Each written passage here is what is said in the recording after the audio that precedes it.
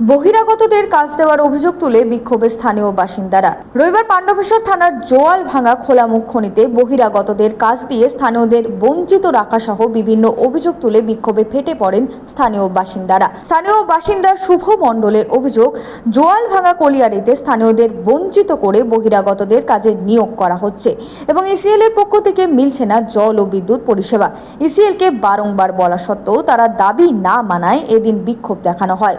তিনি জানান, তাদের দাবি অবিলম্বে স্থানীয় বাসিন্দাদের কাজে নিয়োগ করতে হবে, নচেত তারা বৃহত্তর আন্দোলনের পথে হাঁটবেন। আমাদের এখানে এমটিএল কোম্পানির প্যাচে আমাদের 27-28 জন ছেলে এমনি কাজ করতো, তো তাদেরকে বলছে যে তোমাদেরকে ট্রান্সফার করবো এখান থেকে, আর বাইরের থেকে লোকগুলো ঢুকেছে এখানে, আর জল ভাঙার লোকগুলোকে জল ভাঙা থেকে তেড়ে দিচ্ছে।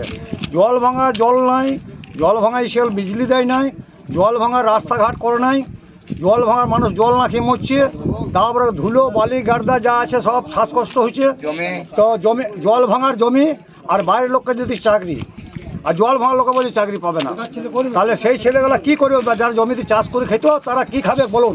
সেই জন্য আমাদের বিক্ষোভ এখানে, যে আমাদের লোকাল ছেলেকে, জল ভাঙার লোককে, আমাদের 250টা লোকের দাবি আছে, আমাদের 250টা লোকের এখানে প্যাচে কাজ দিতে হবে, আর আমাদের লোক কোনো জায়গায় ট্রান্সফার যাবে না, এইখানে চলবে, যতদিন প্যাচ চলবে ততদিন এখানেই কাজ করবে।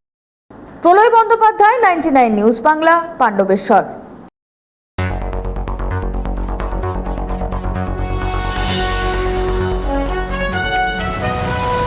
আপনারা দেখছেন 99 নিউজ বাংলা। বদলাবো আমরা।